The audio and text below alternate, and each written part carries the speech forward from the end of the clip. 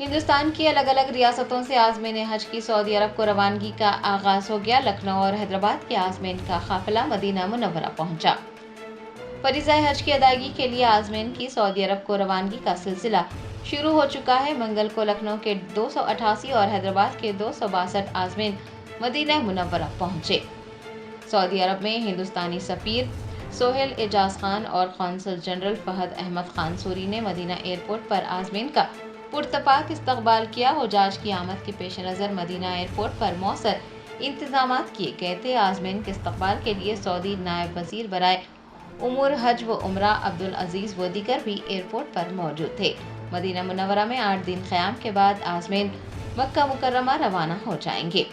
مدینہ منورہ اور مکہ مکرمہ میں حج کی تیاریاں عروج پر ہیں۔ عازمین کی خدمات کے لیے کوآرڈینیٹرز، میڈیکل ٹیمز، حج افسران و دیگر مکمل طور سے تیار ہیں۔